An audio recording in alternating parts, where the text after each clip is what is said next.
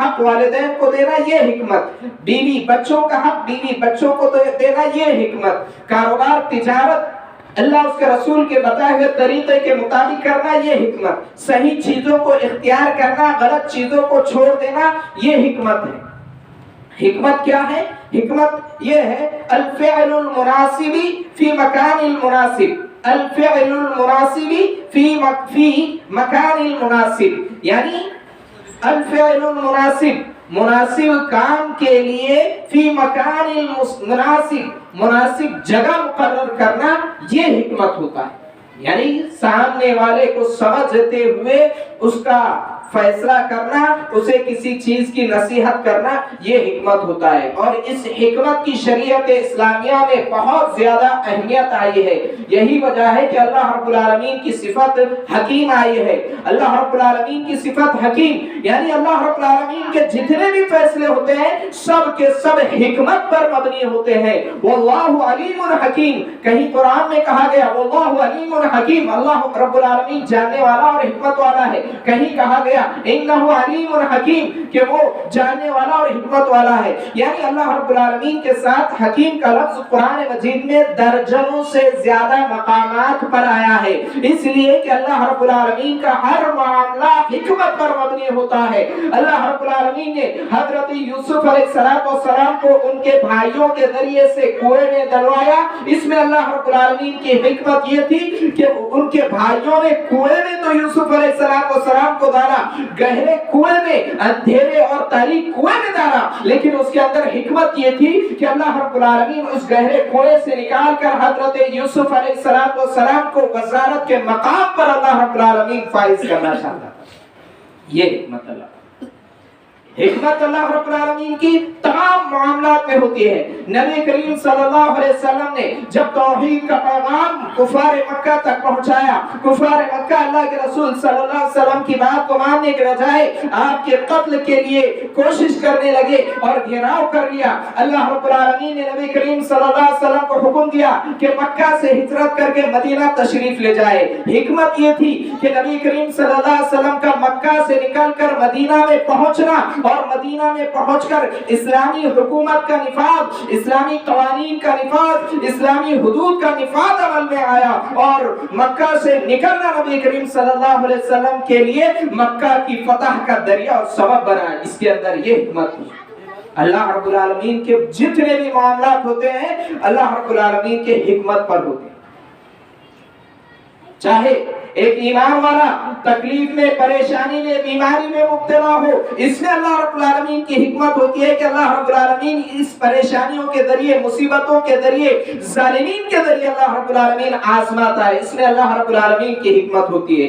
اللہ رب العالمین اگر نعمتیں عطا کرتا ہے اس میں اللہ رب العالمین کی حکمت ہوتی ہے کہ اللہ رب العالمین نے کافرین کو، منافقین کو، مشرکین کو جو مال و دولت اور دنیا بھر کی نعمتیں عطا کی ہے، عہدہ منصب اللہ رب العالمین نے عطا کیا ہے، دیگر اور نعمتیں عطا کی ہے، اس میں اللہ رب العالمین کی حکمت ہے۔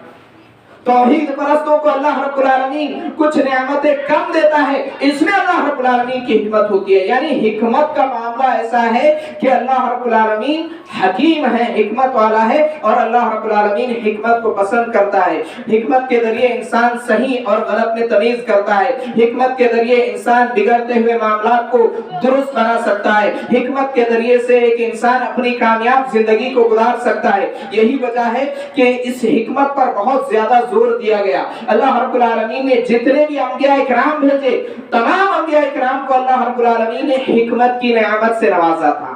تمام انبیاء اکرام کو اللہ رب العالمین نے حکمت کی نعمت سے نوازا تھا، جیسے کہ اللہ رب العالمین کا اعلان وَلَقَدْ آتَيْنَا إِبْرَاهِيمَ الْكِتَابَ وَلَقَدْ آتَيْنَا آلَ إِبْرَاهِيمَ الْكِتَابَ وَالْحِكْمَةَ، کہ اللہ رب العالمین نے آل ابراہیم یعنی ابراہیم علیہ السلام کے خاندان کو کتاب اور حکمت اللہ رب العالمین نے عطا کی۔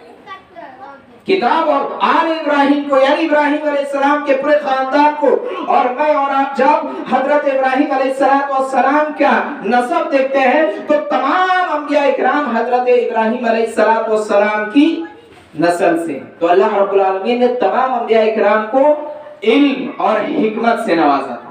اللہ رب العالمین قرآن مجید میں اعلان فرماتا ہے وَلُوطًا आतैनाहु हुक्मा व इल्मा, कि हमने लूत अलैहिस्सलाम को इल्म और हिकमत अता फरमाई। अल्लाह रब्बुल आलमीन एक और जगह ऐलान फरमाता है व कुल्लन आतैनाहु हुक्मा व इल्मा, कि हमने हर नबी को इल्म और हिकमत अता फरमाई। यानी इल्म अल्लाह रब्बुल आलमीन ने तमाम नबियों को अल्लाह रब्बुल आलमीन ने दिया। क्यों? क्योंकि अल्लाह की तौहीद को फैलाने के लिए हिकमत का होना लाजिम और जरूरी है। अल्लाह रब्बुल आलमीन की तौहीद को फैलाने के लिए एक अल्लाह रब्बुल आलमीन के दाई के अंदर, अल्लाह रब्बुल आलमीन के चुनिंदा सिलेक्टेड शख्स के अंदर हिकमत और दानाई का, अक्लमंदी का, शऊर का, सही वक्त पर सही फैसलों का होना लाजिम और जरूरी है। इसलिए अल्लाह रब्बुल आलमीन ने तमाम अंबिया इकराम को इल्म और हिकमत अल्लाह रब्बुल आलमीन ने अता की। मैं और आप जानते हैं बहुत ही मशहूर और मारूफ हजरत लुकमान जिनके नाम से अल्लाह रब्बुल आलमीन ने कुरान मजीद 21वें पारे में सूरत अल्लाह रब्बुल आलमीन ने नाजिल कर दी, सूरतुल लुकमान, जिसके अंदर अल्लाह रब्बुल आलमीन ने हजरत लुकमान अलैहिस्सलाम के बारे में जिक्र किया। अल्लाह रब्बुल आलमीन ने ऐलान फरमाया वलक़द आतैना लुकमानल हिकमता, कि अल्लाह रब्बुल आलमीन ने हजरत लुकमान अलैहिस्सलाम को हिकमत अता फरमाई थी। यही वजह है कि उठाइए कुरान, सूरह लुकमान की तिलावत कीजिए, उसका तर्जुमा पढ़िए, तो हमें मालूम होगा कि वो लुकमान जिन्हें अल्लाह रब्बुल आलमीन ने हिकमत और दानाई अता की थी, उनके जो सुनहरे अक़वाल है, उनकी जो सुनहरी नसीहतें हैं अपनी औलाद के लिए, आज के हर एक वालिद के लिए ये लाज़मी है कि हजरत लुकमान जिन्हें अल्लाह ने हिकमत से नवाजा था, उनकी नसीहतों को जाने और अपनी औलाद को नसीहतें करें। हजरत लुकमान अलैहिस्सलाम ने अपनी औलाद को नसीहत की, या बुनैया ला तुशरिक बिल्लाह, ऐ मेरे बेटे अल्लाह के साथ शिर्क न करना। पता ये चला जिसके अंदर हिकमत और दानाई आ जाती है, जिसे अल्लाह रब्बुल आलमीन की जानिब से हिकमत मिल जाती है, वो सबसे पहले तौहीद की दावत देता है और शिर्क से रोकता है। सबसे पहले तौहीद की दावत देता है, शिर्क से रोकता है। तभी तो हजरत लुकमान जिनके बारे में अल्लाह ने गवाही दी कि हमने लुकमान को हिकमत अता फरमाई, तो लुकमान अलैहिस्सलाम ने अपने बेटों को नसीहत की, या बुनैया, ऐ मेरे बेटे ला तुशरिक बिल्लाह, तुम अल्लाह के साथ शिर्क न करना, इन्ना शिर्क लज़ुल्मुन अज़ीम, इसलिए कि शिर्क बहुत बड़ा जुल्म है। अफसोस आज का मुसलमान इस हिकमत से खाली है। यही वजह है कि आज गैर तो गैर, मुसलमान भी शिर्क में मुब्तला है, मुसलमान भी नऊज़ुबिल्लाह शिर्क में। अल्लाह हिफाजत फरमाए। हजरत लुकमान अलैहिस्सलाम ने अपने बेटे को नसीहत की नमाज कायम करना, इसलिए कि नमाज का मामला कोई मामूली मामला नहीं है। अगर इंसान नमाज छोड़ते हुए अपनी जिंदगी गुजारे और उसी हाल में उसकी मौत हो जाए तो यकीन जानिए कि ऐसा शख्स जहन्नम में जाएगा, नमाजों का छोड़ने वाला जहन्नम में जाएगा। लिहाजा हजरत लुकमान ने अपने बेटे को नसीहत की, नमाज की पाबंदी की जाए, नमाज कायम किया जाए। हजरत लुकमान ने अपने बेटे को नसीहत की कि भलाई का हुक्म दिया जाए और बुराई से रोका जाए, इसलिए कि अमर बिल मारूफ नही अनिल मुनकर का फरीजा हर एक पर लाजिम है, जरूरी है कि भलाइयों का हुक्म दे और बुराइयों से रोके। हजरत लुकमान ने अपने बेटे को नसीहत की कि वला तमशी फिल अर्दि मरहा, जमीन पर अकड़ कर न चलना, इसलिए कि अल्लाह रब्बुल आलमीन को तकब्बुर पसंद नहीं है। अल्लाह रब्बुल आलमीन ने सेहत दी, अल्लाह रब्बुल आलमीन ने माल दिया, अल्लाह रब्बुल आलमीन ने ओहदा दिया, अल्लाह रब्बुल आलमीन ने नेमतें दी, तो ये शुक्र अदा करने के लिए दी। अब तकब्बुर करने के लिए, गुरूर घमंड करने के लिए, जमीन पर अकड़ कर चलने के लिए अल्लाह रब्बुल आलमीन ने नेमतें अता नहीं की। तो ये हजरत लुकमान ने अपने बेटों को नसीहत की थी। वो लुकमान जिन्हें अल्लाह रब्बुल आलमीन ने हकीम बनाया, हिकमत अल्लाह रब्बुल आलमीन ने अता की थी। तो हाज़रीन, हिकमत का मामला बड़ा ही अहम है। आइए हमारे नबी मोहम्मद सल्लल्लाहु अलैहि वसल्लम के बारे में भी अल्लाह रब्बुल आलमीन ने कुरान मजीद में मुख्तलिफ मकामात पर मुख्तलिफ अंदाज, मुख्तलिफ तरीकों के साथ जिक्र किया, जिसमें अल्लाह रब्बुल आलमीन ने ऐलान फरमाया लक़द मन्नल्लाहु अलल मुमिनीन, अल्लाह रब्बुल आलमीन ने मोमिनीन पर एहसान किया। क्या एहसान किया? इद बअस फीहिम रसूलन मिन अनफुसिहिम, कि उन्हीं में से अल्लाह रब्बुल आलमीन ने एक रसूल को भेजा। वो रसूल क्या करते हैं, वो रसूल का फर्ज क्या है, वो रसूल की ड्यूटी क्या है, वो रसूल के भेजे जाने का मकसद क्या है? यत्लू अलैहिम आयातिही व युज़क्कीहिम, وہ اللہ رب العالمین کی آیتوں کی تلاوت کرتے ہیں، وَيُزَكِّيهِمْ اور لوگوں کا تزکیہ کرتے ہیں، لوگوں کو شرک کی، بدعقیدوں کی گمراہیوں سے نکال کر توحید و سنت کی طرف لے کر آتے ہیں۔ وَيُزَكِّيهِمْ وَيُعَلِّمُهُمُ الْكِتَابَ وَالْحِكْمَةَ وَيُعَلِّمُهُمُ الْكِتَابَ وَالْحِكْمَةَ وہ کتاب اور حکمت کی تعلیم دیتے ہیں، کتاب اور حکمت سکھاتے ہیں۔ یعنی نبی کریم صلی اللہ علیہ وسلم کو بھی اللہ رب العالمین نے کتاب کے ساتھ یعنی قرآن مجید کے ساتھ حکمت عطا کی تھی۔ یہی وجہ ہے کہ نبی کریم صلی اللہ علیہ وسلم کی پوری زندگی، آپ کی پوری تعلیمات، آپ کی پوری باتیں، آپ کے پورے اقوال، آپ کے پورے اعمال، یہ ساری کی ساری احادیث ہے اور یہ حکمت پر مبنی ہے۔ 1400 سال پہلے اللہ کے رسول صلی اللہ علیہ وسلم نے جو باتیں کہی، آج دنیا والے اسے مان رہے ہیں، دشمن آج انہیں مان رہے ہیں کہ نبی کریم صلی اللہ علیہ وسلم نے جو بات کہی وہ بالکل سچ ہے۔ کیوں؟ حکمت پر تھی۔ اس لیے کہ اللہ کے رسول صلی اللہ علیہ وسلم نے کا ذکر آتا ہے کہ اللہ کے رسول صلی اللہ علیہ وسلم مکہ کے پاس خانہ کعبہ کے پاس تھے، جو فرشتے آئے، اللہ کے رسول صلی اللہ علیہ وسلم کے سینے کو چیرا اور آپ کے سینے سے دل کو نکالا، آپ کے دل کو نکال کر زمزم سے اسے دھویا، سونے کے تشت میں اسے رکھا اور اس دل میں ایمان اور حکمت کو مکمل بھر دیا۔ اللہ اکبر! ایمان اور حکمت کو مکمل بھر دیا تھا، اور اسی حکمت کا نتیجہ ہے کہ میں اور آپ جانتے ہیں اللہ کے رسول صلی اللہ علیہ وسلم نے بڑی بڑی جنگوں کو منٹوں میں ختم کر دیا۔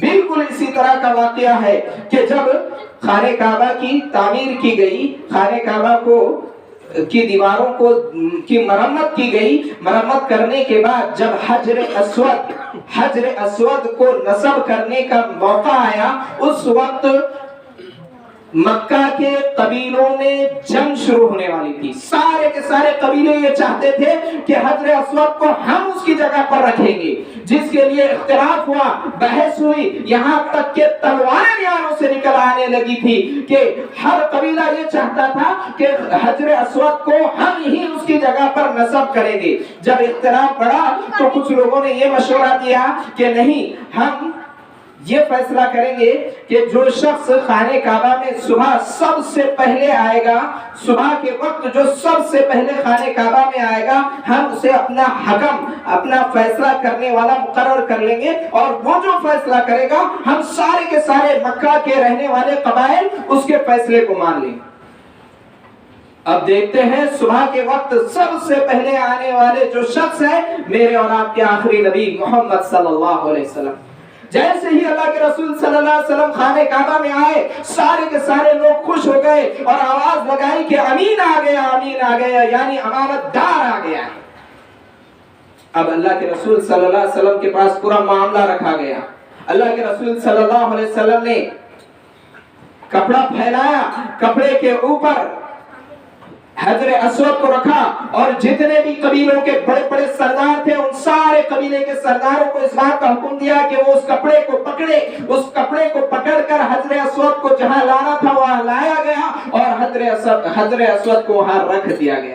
تو حاضرین، اس واقعے سے بتانا مقصد یہ ہے کہ دیکھیے جنگ شروع ہونے والی تھی، قتل و خون ریزی کا بازار گرم ہونے والا تھا، لڑائی جھگڑا اور فتنہ فساد ہونے ہی والا تھا، لیکن نبی کریم صلی اللہ علیہ وسلم نے اپنی حکمت اور دانائی کے ساتھ سارے کے سارے اختلافات کو اور قتل و غارت گیری کو، خون ریزی کو، فتنہ فساد کو آسانی کے ساتھ اللہ کے رسول صلی اللہ علیہ وسلم نے ختم کر دیا۔ یہ حکمت ہوتی ہے۔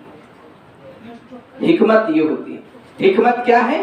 حکمت یہ ہے کہ جب اللہ کے رسول صلی اللہ علیہ وسلم کے پاس کوئی شخص آتے اور اللہ کے رسول صلی اللہ علیہ وسلم سے سوال کرتے کہ اللہ کے رسول صلی اللہ علیہ وسلم مجھے کسی چیز کی نصیحت کیجیے، تو اللہ کے رسول صلی اللہ علیہ وسلم سامنے والے شخص کی حالت کو سمجھتے ہوئے اسے نصیحت کرتے۔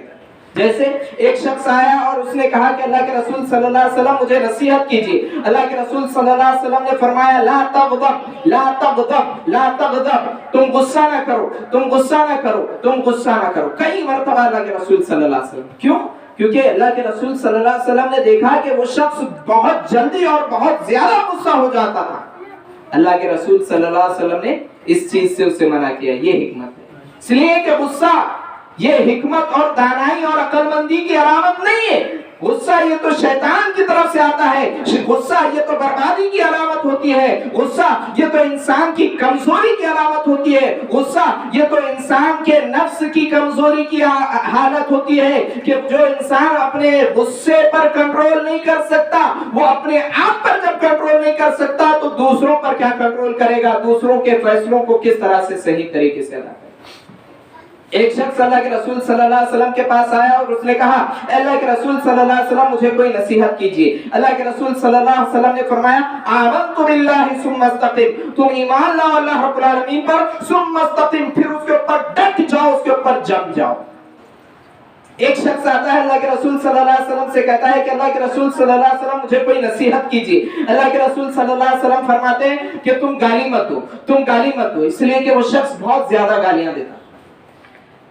تو اللہ کے رسول صلی اللہ علیہ وسلم لوگوں کی حالت کو سمجھتے ہوئے انہیں صحیح نصیحت، صحیح وصیت، صحیح فیصلے ان کے درمیان اللہ کے رسول صلی اللہ علیہ وسلم کرتے تھے. اور یہ ساری چیزیں ہوتی ہے حکمت کی بنیاد پر. اور حکمت کا بہت اہم کردار ہے ہماری زندگیوں میں. دعوت و تبلیغ لازم اور ضروری ہے، یعنی اللہ کی توحید کا پیغام دوسروں تک پہنچانا، نبی کریم صلی اللہ علیہ وسلم کی سنت کا پیغام دوسروں تک پہنچانا ہمارے اوپر لازم اور ضروری ہے. لیکن اسے میں بھی حکمت کا حکم دیا گیا، جیسے کہ اللہ رب العالمین قرآن مجید 14ویں پارے میں اعلان فرماتا ہے سورہ نحل میں ادعو الی سبیل ربک بالحکمت والموعظۃ الحسنہ. ادعو الی سبیل ربک بالحکمہ، کہ تم اپنے رب کے راستے کی طرف بلاؤ. کیسے بلاؤ؟ بالحکمت، حکمت کے ساتھ بلاؤ، حکمت کے ذریعے بلاؤ. والموعظۃ الحسنہ، اور بہترین وعظ و نصیحت کے ذریعے. تو یہاں اللہ رب العالمین نے دعوت و تبلیغ کے لیے، غیروں کو اللہ کی طرف بلانے کے لیے، مشرکین کو توحید کی دعوت دینے کے لیے، کافرین کو اللہ کا پیغام دینے کے لیے، بگڑے ہوئوں کو سدھارنے کا راستہ بتانے کے لیے اللہ رب العالمین نے اس بات کا حکم دیا کہ بلانا اللہ کے راستے کی طرف ہے، اپنے راستوں کی طرف نہیں ہے، بلکہ اللہ کے راستے کی طرف بلانا ہے. اور بلانے کا طریقہ کیا ہے؟ بالحکمت، حکمت کے ساتھ لوگوں کو اللہ کے راستے کی طرف بلایا جائے. ایک صحابی، ایک شخص آتا ہے اور کہتا ہے کہ اللہ کے رسول میں اسلام قبول کرنا چاہتا ہوں. ایک شخص آتا ہے اور کہتا ہے اللہ کے رسول میں اسلام قبول کرنا چاہتا ہوں لیکن مجھے زنا کی اجازت دیجیے، مجھے زنا کی اجازت دیجیے. صحابہ کرام غصہ ہو جاتے ہیں، اسے ڈانٹنے اور اسے چلانے لگ جاتے ہیں. اللہ کے رسول صلی اللہ علیہ وسلم کہتے ہیں کہ اس شخص کو میرے پاس لایا جائے. اس شخص کو اللہ کے رسول صلی اللہ علیہ وسلم کے سامنے لایا جاتا ہے. اللہ کے رسول صلی اللہ علیہ وسلم بہترین انداز، حکیمانہ انداز، بہترین طریقے کے ذریعے اسے نصیحت کر رہے ہیں، اسے سمجھاتے ہیں. اللہ کے رسول صلی اللہ علیہ وسلم فرماتے ہیں کیا تم یہ پسند کرو گے کہ کوئی تمہاری ماں کے ساتھ زنا کرے؟ وہ شخص کہتا ہے اللہ کی قسم اے اللہ کے رسول میں اس بات کو ہرگز پسند نہیں کر سکتا کہ کوئی میری ماں کے ساتھ زنا کرے. اللہ کے رسول صلی اللہ علیہ وسلم فرماتے ہیں کہ جس کے ساتھ تم زنا کا ارادہ رکھتے ہو وہ بھی تو کسی کی ماں ہوگی. اللہ کے رسول صلی اللہ علیہ وسلم فرماتے ہیں کیا تم یہ پسند کرو گے کہ کوئی تمہاری بیٹی کے ساتھ زنا کرے؟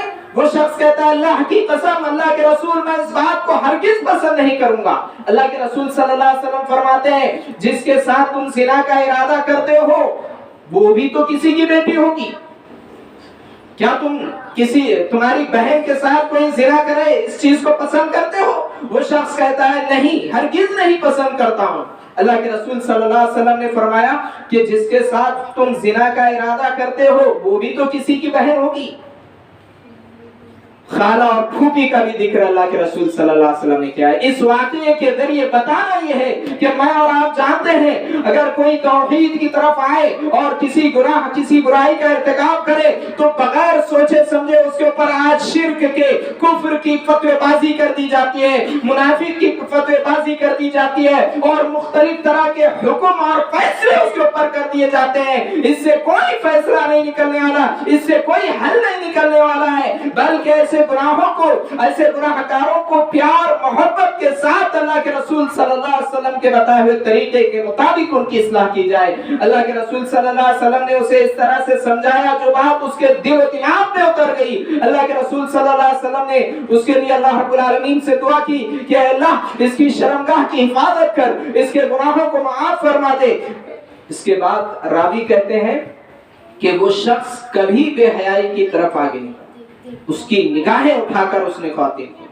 تو حاضرین, اس واقعے کے ذریعے پتہ یہ چلتا ہے کہ انسان کی زندگی میں حکمت کا ایک اہم کردار ہے, دعوت و تبلیغ میں اہم کردار ہے. آج ہم دعوت کے معاملے میں بہت زیادہ پیچھے ہیں, حالات بدلتے جا رہے ہیں. میں اور آپ جانتے ہیں کس طرح سے پرفتن حالات بدلتے جا رہے ہیں, نفرتوں کا بازار گرم ہوتا چلا جا رہا ہے, دشمن غالب آتے چلے جا رہے ہیں, مسجدوں کو بند کرنے کی پلاننگ کی جا رہی ہے. اس طرح کے بہت سارے فتنے برپا ہو رہے ہیں. ان سارے فتنوں سے اگر ہمیں لڑنا ہے تو قرآن اور سنت کے ذریعے سے ہمیں لڑنا ہوگا, قرآن و سنت کے ذریعے سے ہمیں فیصلے کرنا ہوگا.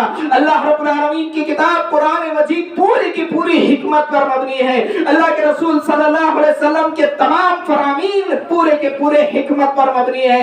ہم نے جب قرآن جیسی حکمت کو چھوڑا, اللہ کے رسول صلی اللہ علیہ وسلم کے فرامین جیسی حکمتوں کو چھوڑا, تو آج ہماری زندگیوں کا معاملہ یہ ہے کہ بننے والے معاملات بگڑتے چلے جا رہے ہیں, بننے والے معاملات بگڑتے چلے جا رہے ہیں. جو اسلام قبول کرنے کے لیے اسلام کی طرف آ رہے ہیں, مسلمانوں کے حالات دیکھتے ہوئے وہ لوگ اسلام سے دور بھاگتے ہوئے نظر آ رہے ہیں.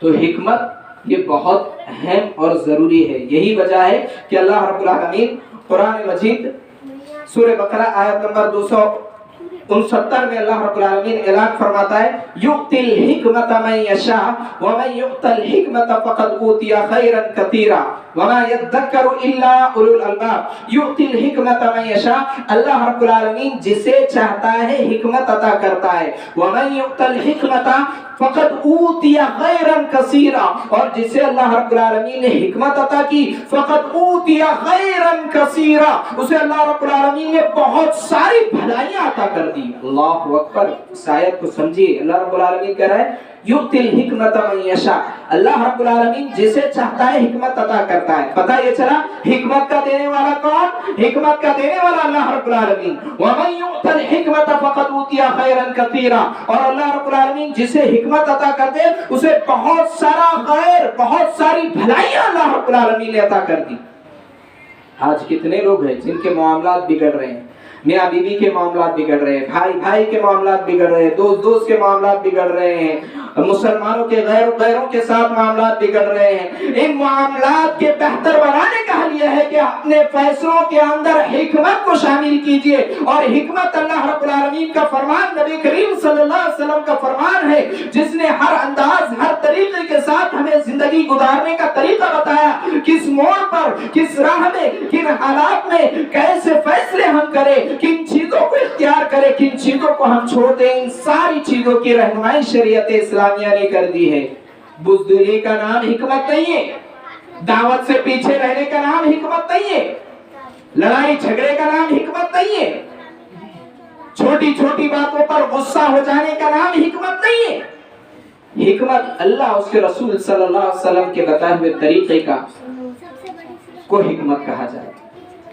حکمت اللہ کے رسول صلی اللہ علیہ وسلم نے فرمایا لا حسد الا فی اثنتین, حسد جائز نہیں ہے مگر دو چیزوں میں. حسد جسے جلن کہتے ہیں, بغض کہتے ہیں, عداوت کہتے ہیں. حسد یہ ساری کی ساری نیکیوں کو تباہ کرنے کا ذریعہ ہوتا ہے.